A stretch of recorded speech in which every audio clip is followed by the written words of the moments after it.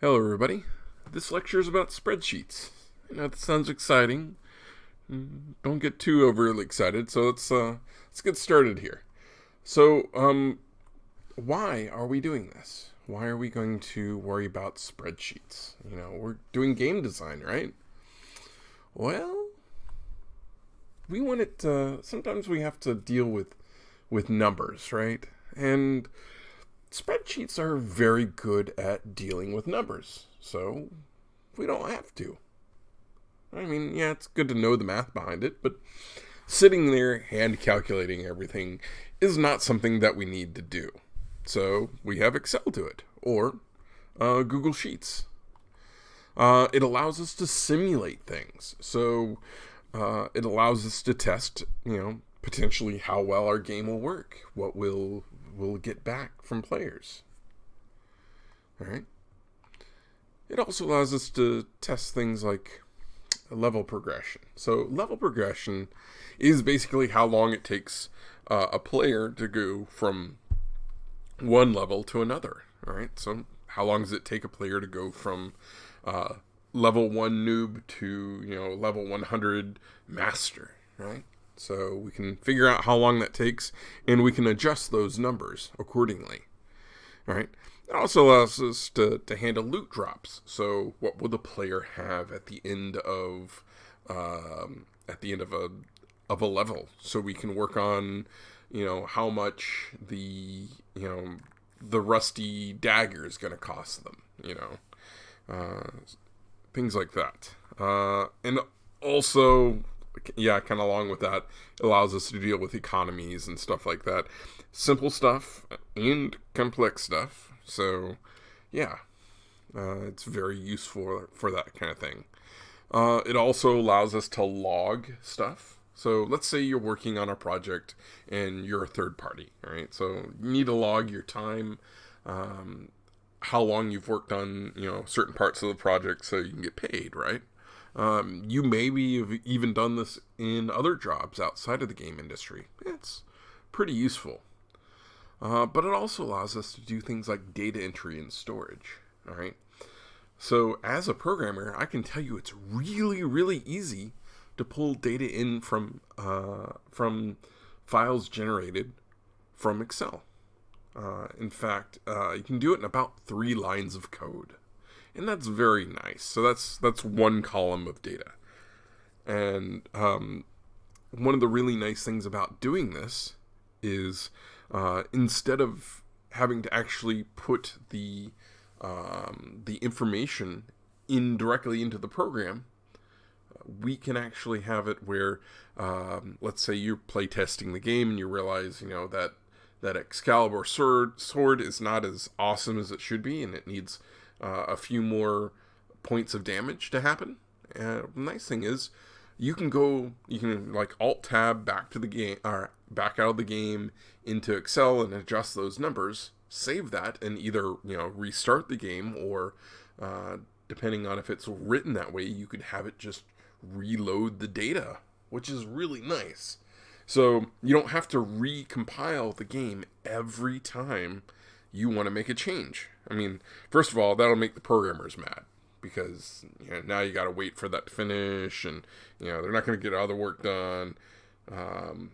So we do it ourselves, or we can set it up and make changes, and then test them without involving anybody else, and it's a lot faster. So, and the speed totally depends on how the code is written.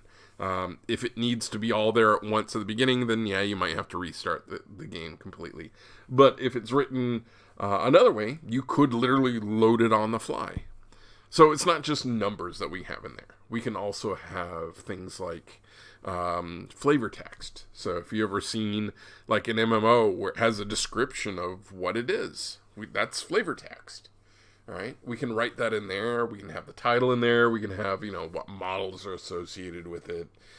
If there are icons for it, you can set those up. You can have the buy from vendor price, the sell to vendor price, and all the different stats that you need with it. And you can set those up in Excel and then bring them in to your game. And of course, probably towards the end, you'll want to convert it away from something that's so easy to change, but it is there for your ease of design, which is really, really nice. All right.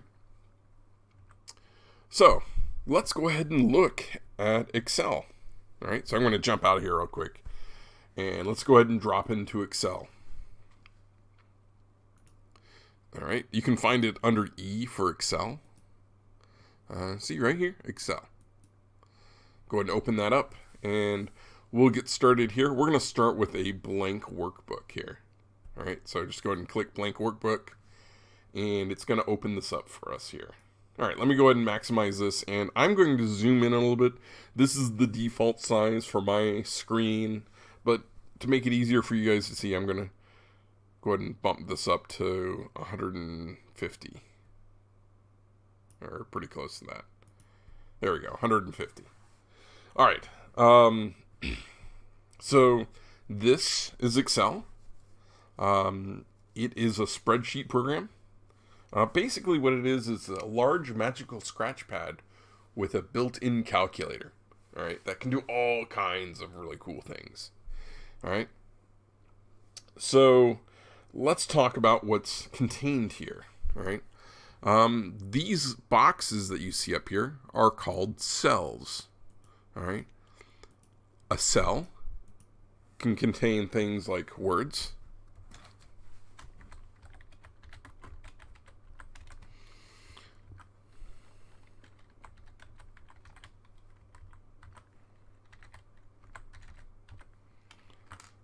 they can contain numbers,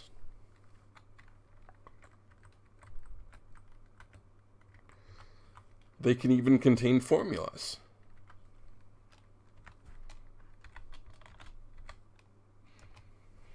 All right. So they can contain all kinds of information, also including dates and days of the week and all kinds of really cool stuff. All right. They are labeled in a very specific way. First of all, they're actually ordered in both rows. So here's a row here, and a row here, and a row here, and in columns. Here's a column, here's a column, here's a column. All right.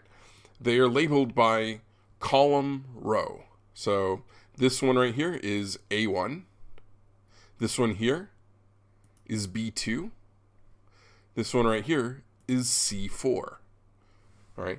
So you can see it if you click on it that these both are highlighted, C and 4, but you can also see it up here. All right.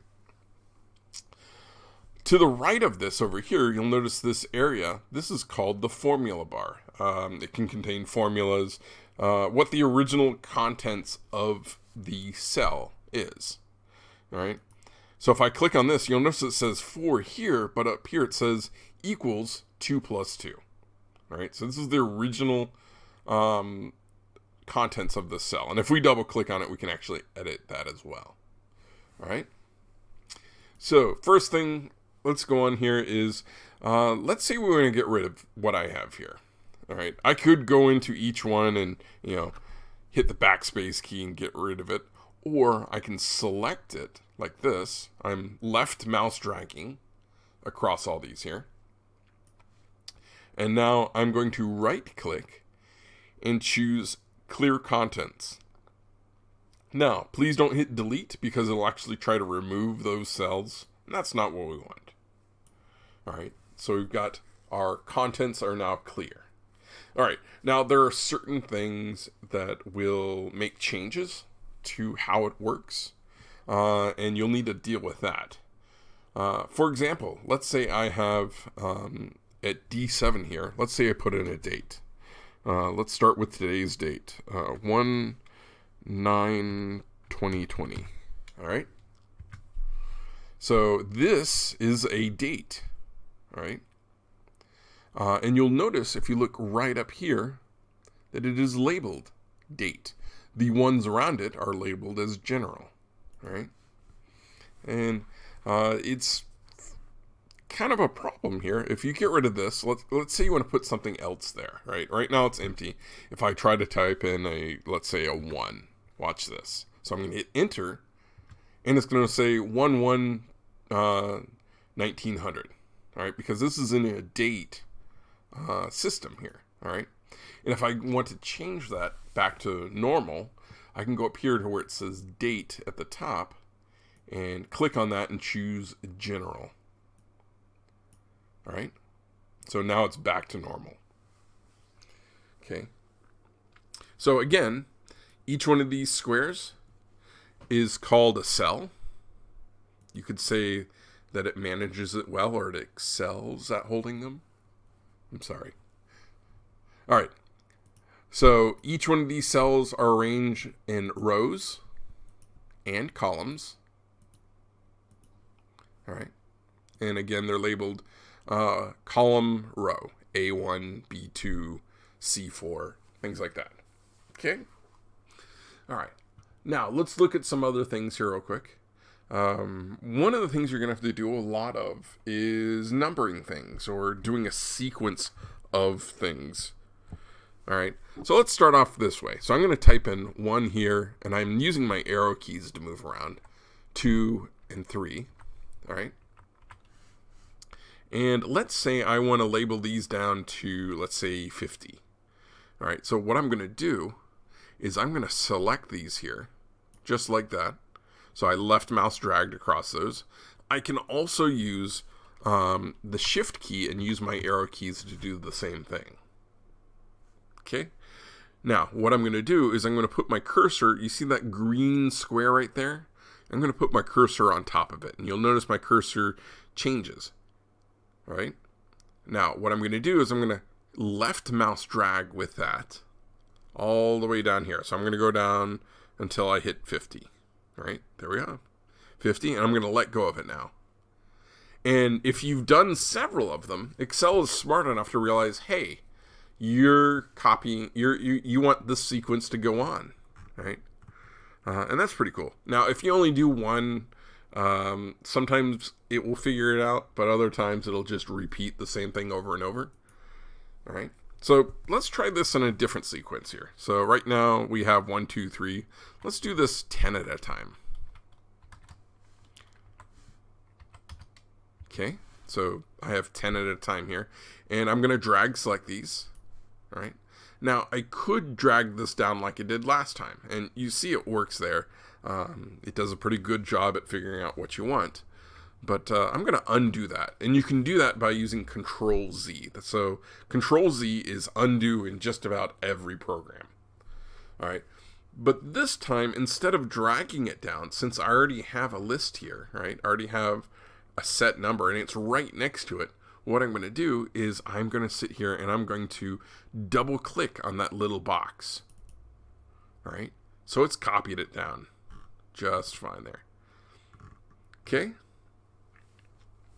So that's very useful for stuff, for quickly numbering things. Again, like I said, we can do dates as well.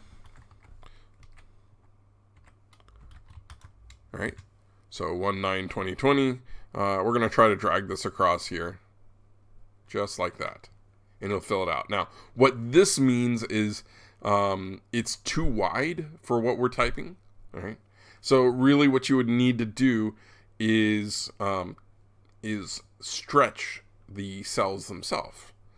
I might as well show you how to do that here. All right, so what I'm going to do is I'm going to select all of these, just like this. And then I'm going to double click right here. You see how my cursor changes to this bar with the 2 arrows going left and right? I'm going to double click on that. And what it's done is it's resized all of these to the widest spot necessary to show everything. Now, that also goes the other way. All right. So if I have cells that or columns that don't use the whole cell, if I do the same thing, it's going to shrink them down. Cool. All right. So I'll undo that and show you again. All right. I'm going to put my cursor when the both columns that I want here are highlighted. I'm going to put my cursor between the bar between B and C in this case, and it's going to change to the double arrows there. double click on it, and it will shrink it down to the minimum space necessary. All right. Let me go ahead and undo that. And over here, again, you're going to notice that it's, if I try to change these by hand, it's still going to do the date stuff. So I'm just going to highlight these here, and I'm going to change date to general, and then I can clear this out. I'm going to right click and then choose clear contents. Cool. All right, so that is pretty useful, and you can get some mileage out of that. But let's talk about some other stuff here. All right, first thing I would like to show you here is I want to actually copy some data from one cell to another. Now, technically, I could go in and just type in the value, and that would work. But let's say I want to copy what sits in A1 here into K1. All right, so what I'm going to do is I'm going to start with the equal sign. The equal sign is the way to tell Excel, hey, pay attention, I'm going to do some math here, or I'm going to do a little bit of scripting here. Please operate on this. All right, so I've got the equal sign there, and I'm going to go over here and click on A1. Well, I could click on it, or I could type in the value. Right now, I'm going to click on it. All right, so it says A1. So let me go ahead and hit enter here. And now it's copied the value from A1 to K1. And what's really cool about this is if I go in here and change A1 to something else and hit enter, it will copy that across. Cool. Unfortunately, it doesn't work the other way around. Or fortunately, it doesn't work the other way. So I can't go in here and change this value.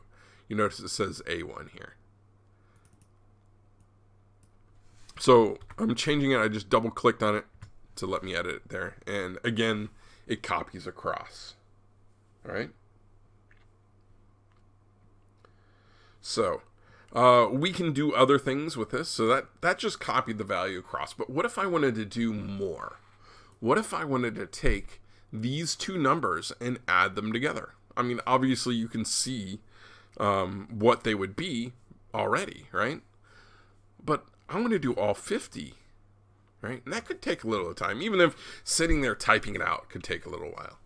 So what I'm going to do is I'm going to have Excel do it for me. Remember, have Excel do the work for you because that's what it's here for, right? So I'm going to hit equals, right? That says, hey, Excel, heads up, I'm about to do some math. Now, I could type in the values I want to add here. So 1 plus 10, and that would work for this specific case. But it's only going to work on there, and then it's no longer dependent on these. So, yes, you can do manual math like that, but here's a better way. So I'm going to get rid of these, all right? And I'm going to do this. I'm going to click on A1 and hit plus, and then click on B1 here, all right? You will notice that it highlights each one that we're working with, and it even gives us, the color on that so we can easily identify it. All right. So I'm going to hit enter, and it's going to do the math for us. All right. Now, don't be fooled. You see how it kind of animates down when it's doing that. It's not taking a long time to fill it out. It's just making it easier for you as a user to see that it's done changes. All right. So I could go in here to A1, for example, and I could change this. So I typed in a number here. If I hit enter, it will immediately recalculate this right here. And look, it's even showing up over there. So let me go ahead and switch that back and hit enter. Now, I have this here, this A1 plus B1. What if I copied that down? Well, let's take a look. I'm going to double click on this right here. I'm going to copy it down all the way, and you'll notice that it's smart enough to figure out what you want. So it says, hey, we're going to add one that's 2 to the left to the one that's 1 to the left and put the answer here. All right, same thing here. See, it says A2 plus B2, and so on, all the way down. So internally, it's really just looking at it as an offset. So again, it's saying, hey, grab the one 2 to the left and add it to the one 1 to the left and put the answer here. All right, it's very useful. All right, so we've done that, and of course, if we modify this,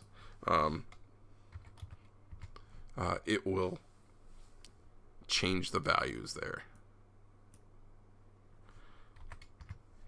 Now, what if I take all of these here? All right, so I've got them all highlighted, and I do this, and I drag it one to the right. You'll notice it's taking this, and this first one here is looking at 2 to the left plus 1 to the left. 2 to the left plus 1 to the left, 21. Again, it's doing offsets. Cool. Now, let's do something here real quick. I'm going to change this K here. I'm going to get rid of the contents here. And I'm going to put in a value. Of course, the important value, right? And then I'm going to go over here. All right.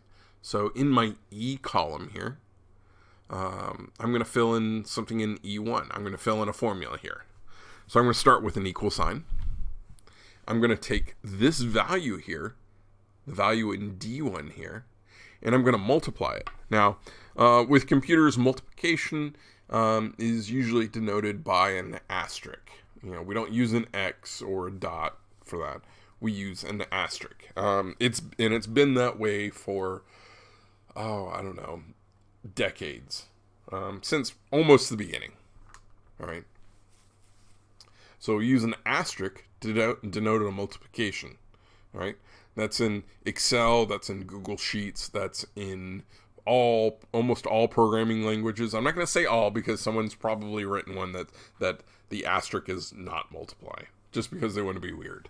All right. So I'm now going to choose this K1 here. All right. So I clicked on it, and now that's been added in there. And we can type it in, and it'll work perfectly fine if we wanted to. All right. I'm going to hit enter here, and it's going to do the math. All right. 21 times 42 is 882. And again, if I change this,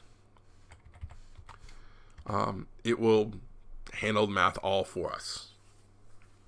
Now, let's go ahead and copy that down. All right. Some of you may already see the problem before I copy it down.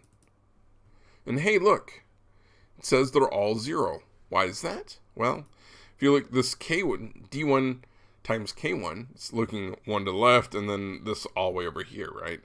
But if we click on this, you'll notice it says D2 times K2.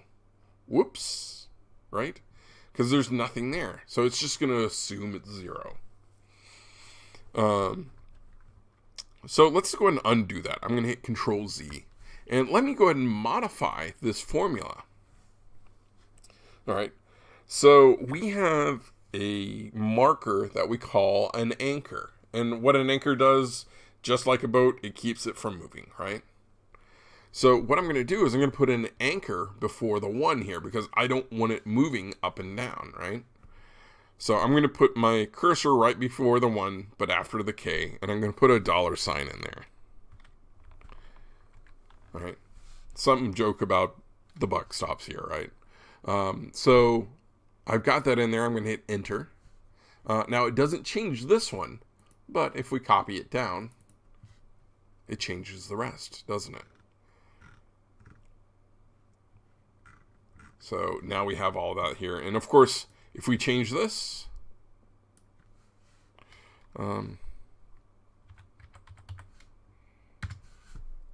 they all change like that. See how fast that is? You don't have to sit there and recalculate everything. All right, so I'm going to undo that. Now, let's do it one more time here. All right, so I'm going to select all of these.